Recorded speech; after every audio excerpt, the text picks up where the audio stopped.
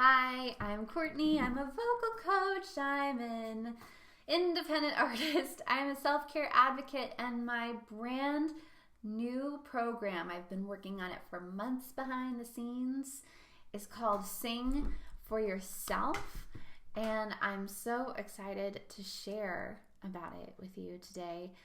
As you might know, I spent 6 years in corporate America, making my salary, making my benefits, wearing myself thin, making myself pretty miserable, taking care of myself in a lot of the ways I have been taught to take care of myself by my parents and by society, and this is what is expected of you in a capitalist world. There's no escaping that we exist within capitalism right now, but we do need to understand that that's not all there is.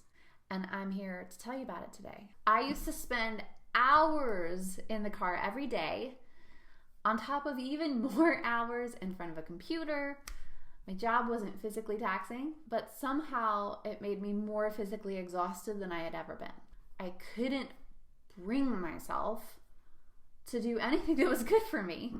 And even if I wanted to do it, when I got home at night, all I wanted to do was melt into a puddle on the couch. Raise your hand if you feel me. The overachiever in me thought that anything that I attempted, be it writing a song or singing or learning to bake a cake or anything, would require hours of attention and the pursuit of perfection. And so anything that would have helped me blow off steam just felt like another huge obligation that I did not have the energy to do. Here is what I know now that I wish I had known then. Adding small things to your life, one at a time, is the way to go. Even if you are an overachiever, even if you are a perfectionist, if you add one thing to your life and give yourself a long-ass timeline to become perfect, you will be fine. Just because you'd want to learn to sing doesn't mean you have to be Whitney Houston in a year. Just because you want to learn to bake doesn't mean that you have to be making 10-foot cake sculptures in the next year. Who's going to eat all that cake anyway? You tell me. We, as a society, went up through an educational system that insisted we be graded on everything, including singing, including learning to play a band instrument, including our artistic skills.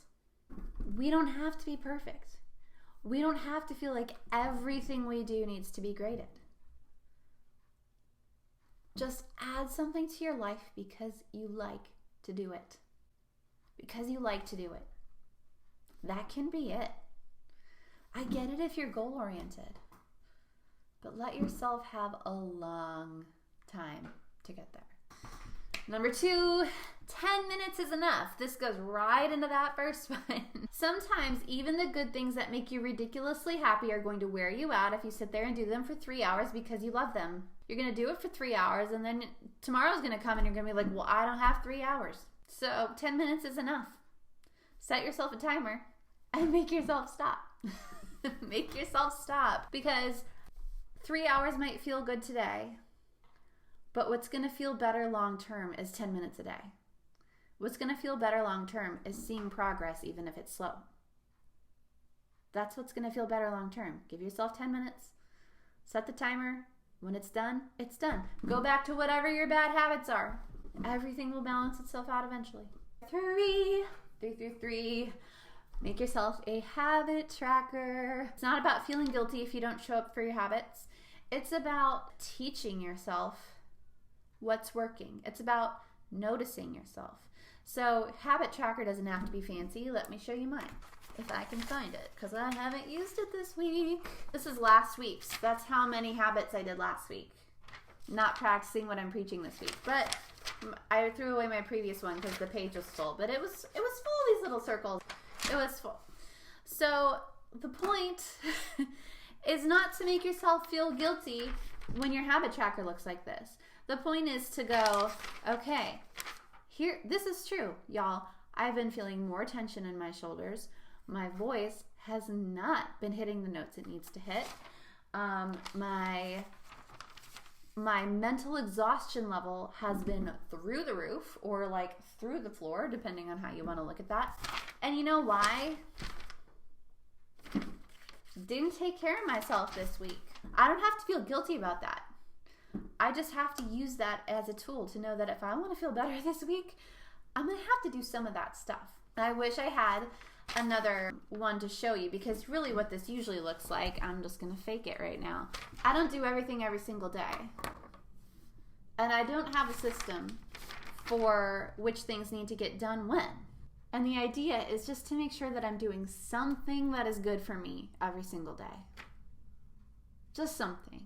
Because even though I work from home and I manage my own schedule, I do have a 5-year-old and I do have actual business-related tasks to take care of, and I still have a house to keep up with. There's no way all of that's getting done every single day. There's just not. Give yourself 20 to 30 minutes a day and do something. Here's the truth. Number 4, small habits open floodgates. Small habits open floodgates. You might feel right now like you don't have time for any of that stuff. I bet you do. And anybody can commit to 10 minutes of anything. This is really one of those things that creative professionals know very well. Amateurs think that they need to sit around and wait for inspiration to come.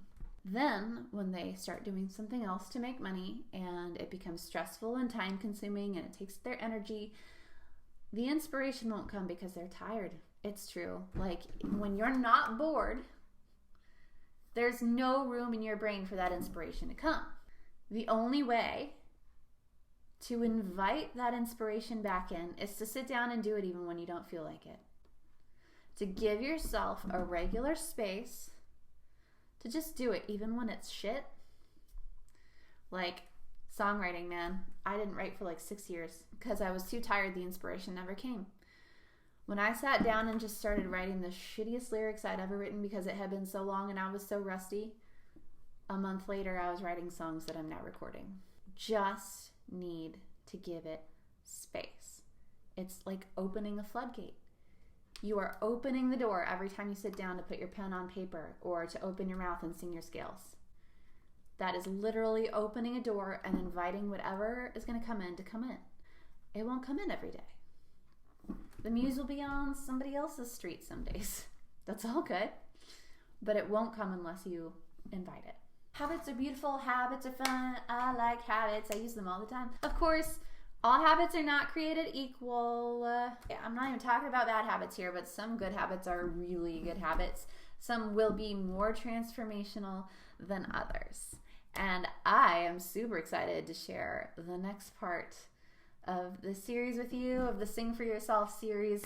It's all about affirmations. And if you have been following me for any amount of time, you know that I am like gaga for affirmations. They literally changed my life. Literally. And I am really looking forward to sharing with you how I use them. So I will see you tomorrow. Drop me an emoji if you want a personal notification when the next video drops. Bye.